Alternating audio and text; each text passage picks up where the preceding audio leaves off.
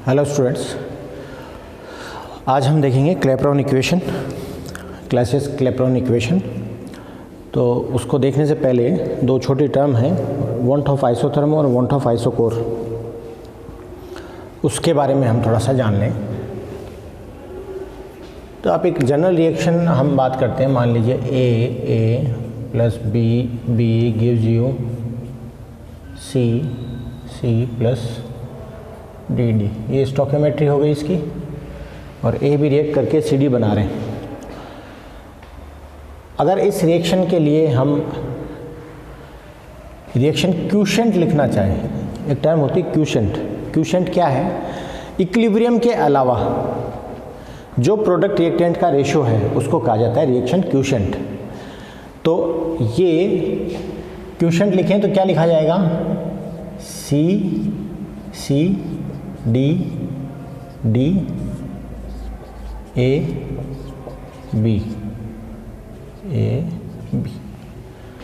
और अगर ये इक्विलिब्रियम पे है तो इस क्यूशेंट की जगह क्या आ जाएगा? के आ जाएगा। अगर ये गैस फेज में है तो के पे आ जाएगा। ओके, तो इसके लिए थर्मोडायनेमिक्स से जो गिब्स फ्री एनर्जी की टर्म है डेल्टा जी, तो अगर आप इक्विलिब्रियम पे डेल्टा जी देखते हैं, that is delta G naught, वो होता है minus R T L N K P. मान लो के पी की बात कर रहे हैं, लेकिन इक्विलिब्रियम के अलावा कहीं भी अगर आप बात कर रहे हैं किसी फिक्स टेम्परेचर पे, टेम्परेचर आपका फिक्स है, तो आप कह सकते हैं ये तो हो गई इक्विलिब्रियम की ideal state, delta G naught, delta G equals to delta G naught plus R T L N product upon reactant that is Q. तो आप लिख सकते हैं डेल्टा जी बराबर minus R T L N K P plus R T L N Q, और R T L N Q upon K P. ये equation जो है ये कहलाती है वांट ऑफ रिएक्शन आइसोथर्म। एक पर्टिकुलर फिक्स टेम्परेचर पर रिएक्शन इक्विलिब्रियम के कंपैरिजन में उसके क्यूशेंट की क्या पोजीशन है, अगर उसकी गिब्स फ्री एनर्जी इतनी है, डेल्टा जी है, तो ये कहलाती है वांट ऑफ आइसोथर्म। दूसरी जो बात है वो कर रहे हैं हम, इसी इक्वेशन को लें आप, मैं कहूँ इक्विलिब्रियम की बात करूँ के पी, तो मैं इसे ऐसे भी लिख सकता हूँ L N K P equals to minus delta G naught upon R T. Okay, ठीक है ये चीज़। नाउ इसका आप डिफ्रेंशिएशन करें टेम्परेचर के रेस्पेक्ट में। यहाँ जो टेम्परेचर कांस्टेंट था, अब यहाँ हम फिक्स प्रेशर पे बात करें। जब हम फिक्स प्रेशर पे बात करेंगे तो वो कहलाती है आइसोकोरिक प्रोसेस, आइसोबारिक प्रोसेस। और अगर इसका आयतन अगर हम नियत कर दें तो कहलाता है आइसोकोरिक प्रोसेस। ठीक है, तो यहाँ जो हमने बात की ये टेम्परेचर फिक्स करके बात की, यहाँ जो बात कर रहे हैं हम पात्र फिक्स करके, आयतन फिक्स करके बात कर रहे हैं, स्पेसिफिक कंडीशंस में बात कर रहे हैं कि भाई इतने प्रेशर इतने वॉल्यूम पे रहेगा। लेकिन अगर टेम्परेचर वेरी करता है तो रिएक्शन कांस्टेंट जो है वेरी करेगा। क्यों करेगा? इसकी वजह से करेगा, इस बैरियर की वजह से करेगा। हाई टेम्परेचर पे इसके लिए ये अचीव होना इजी है, लो टेम्परेचर पे इसके लिए ये अचीव होना इजी नहीं है। इसे हायर क्लासेस में आपके टॉपिक आता है kinetic control versus thermodynamic control, वहाँ डिटेल में देखते हैं। अभी अपन सिर्फ इतना समझें कि जो आपका इक्विलिब्रियम कांस्टेंट है, अगर वो टेम्परेचर का वेरिएबल हो तो कैसे देखेंगे इसको। तो आप टेम्परेचर के रेस्पेक्ट में इसको डिफ्रेंशिएट करें तो ये हो गया D L N K P upon D T equals to 1 upon R minus का del upon del T delta G upon T. Obviously अगर हम वॉल्यूम को डिपेंडेंट वेरिएबल माने तो इंडिपेंडेंट वेरिएबल प्रेशर यहाँ कांस्टेंट है। ये अगर आपको याद हो, ये टर्म अगर याद हो तो जब हमने गिब्स हेल्महोल्ट्ज इक्वेशन देखी थी तब ये टर्म आई थी। गिब्स हेल्महोल्ट्ज इक्वेशन क्या है, थोड़ा सा रिकैप करें, उसको पीछे जाएं बैकग्राउंड में। तो D G equals to V D P minus S D T, और मैं लिख सकता हूँ टेम्परेचर के रेस्पेक्ट में करूँ at constant pressure, pressure constant तो ये टर्म गायब, दैट इज़ माइनस एस, ये काम आएगा अभी।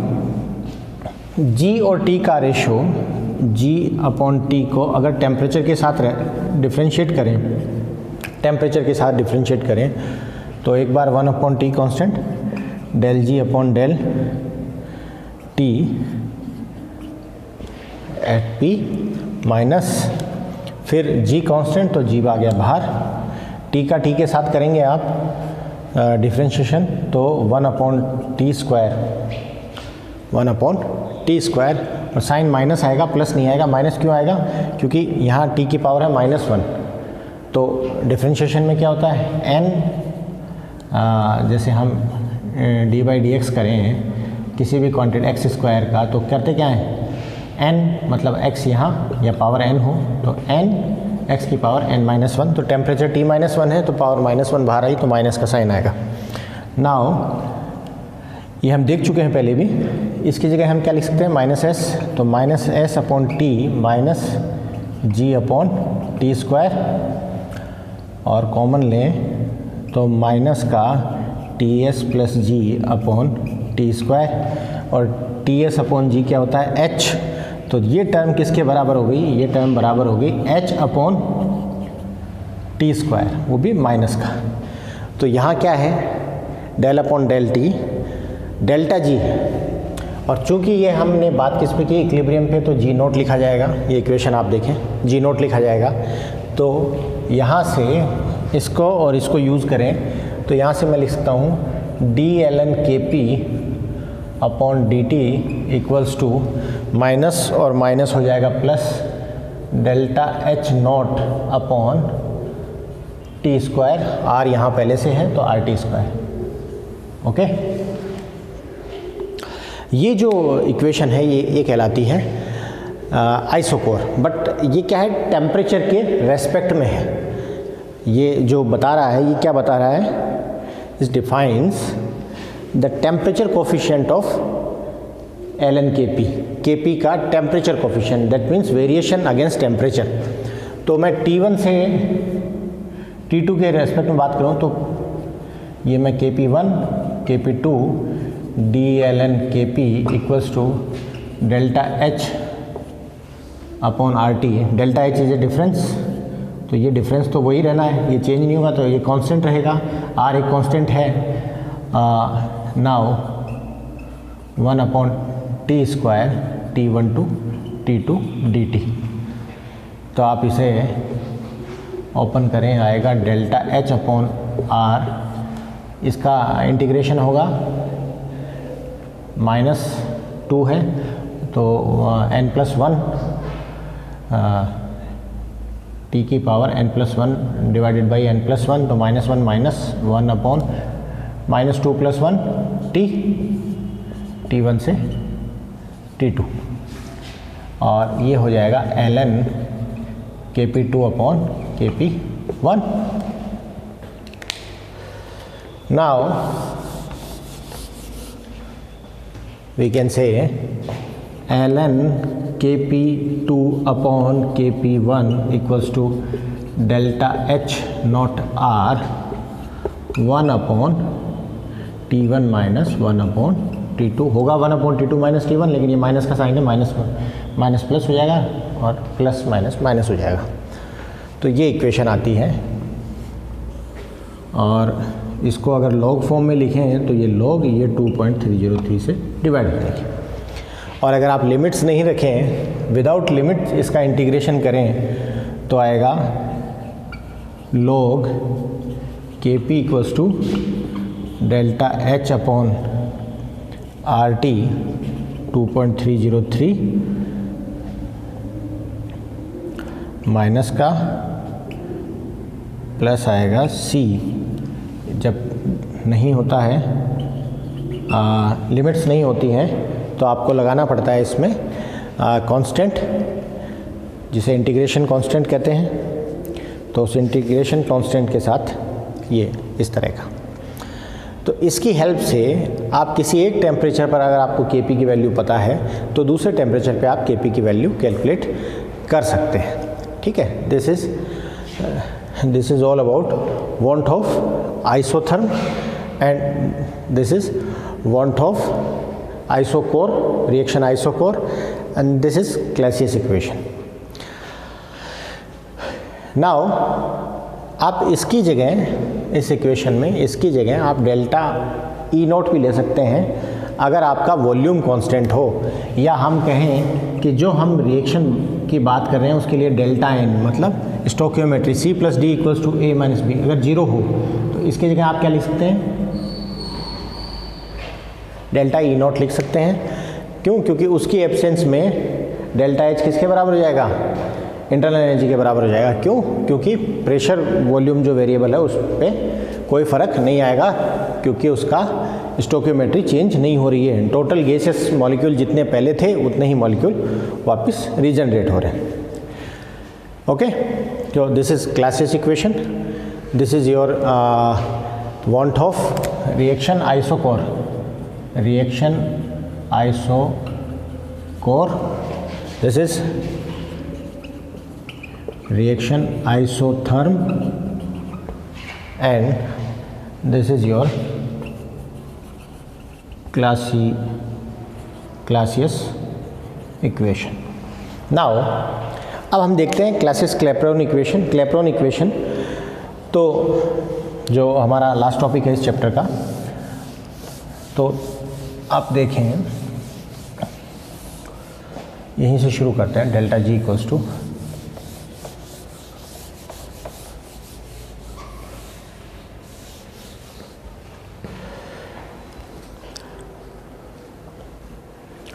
हमें पता है delta G equals to V D P minus S D T, और इक्विलिब्रियम पे डेल्टा जी क्या होता है, जीरो।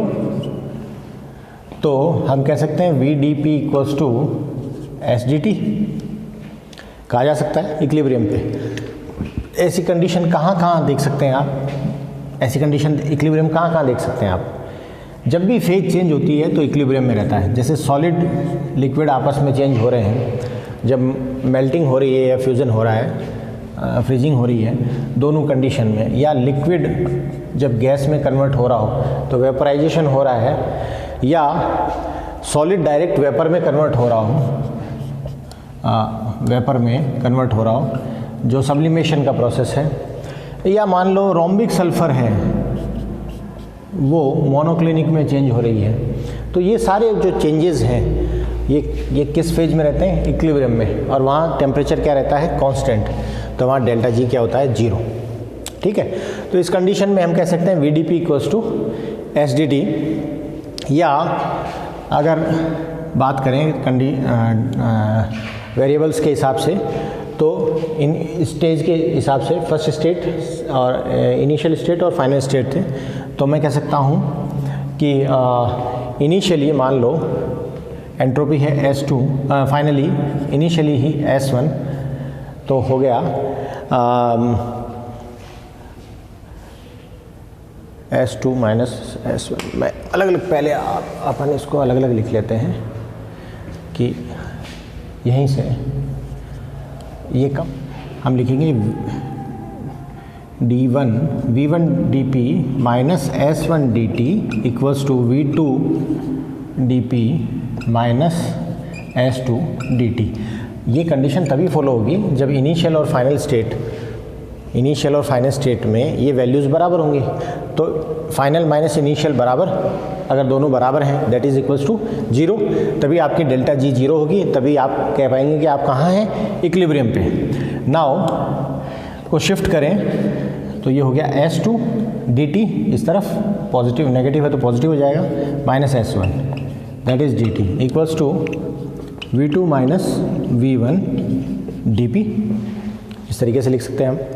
क्या मैं लिख सकता हूँ dP upon dt equals to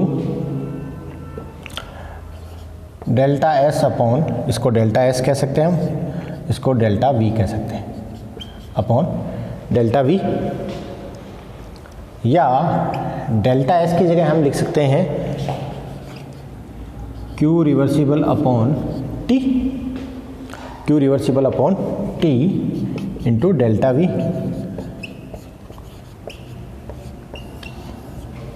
ये लिखा जा सकता है इजीली। नाउ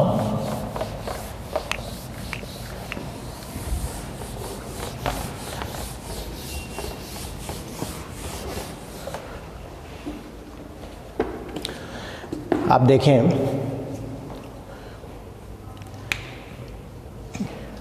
क्यू रिवर्सिबल या क्यू क्या है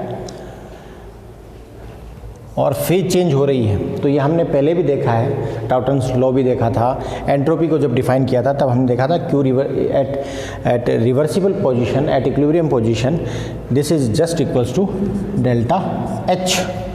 तो आप कह सकते हैं D P upon D T equals to D P upon D T equals to delta H upon T delta V. Okay, इस तरीके से लिखा जा सकता है। नाउ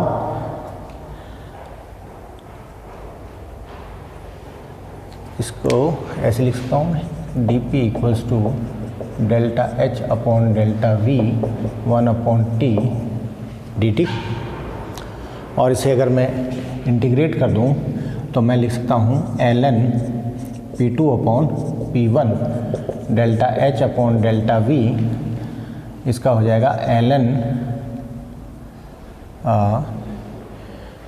सॉरी ये ln नहीं, 1 अपॉन P थोड़ा ना, that is P2 minus P1, ये हो जाएगा 1 अपॉन T का ln T2 upon T1। Okay, so this is our Clausius Clapeyron equation. अब अगर मैं एक स्पेसिफिक केस की बात करूं वेपोराइजेशन की, जिस पे कि स्पेसिफिकली इसको सॉल्व किया गया है, वहाँ पे क्या होगा, वहाँ होगा डेल्टा एच, फाइनल स्टेट में क्या बना, वेपर बना, तो V of gas phase minus V of liquid. जो गैस फेज है वो लिक्विड के कंपैरिजन में, अगर 1 मोल आपने लिया हाइड्रोजन लिक्विड फॉर्म में, तो वो 2 ml ऑलमोस्ट, अगर हम माने तो 2 ml स्पेस घेरेगा, और वही 1 मोल NTP पर अगर उसका वॉल्यूम देखें तो उसका वॉल्यूम आता है 22.4 लीटर। तो आप कह सकते हैं 22,400 मिलीलीटर में से 2 मिलीलीटर घटा दो, तो ये क्या होता है, ये नेग्लिजिबल हो सकता है, होता है। तो हम लिख सकते हैं that is delta H upon we जी। हम यहाँ ये टर्म लिख सकते हैं, आप डायरेक्ट यहीं से अगर हम बात करें तो इसकी जगह हम डायरेक्ट क्या लिख सकते हैं, delta H upon we ji.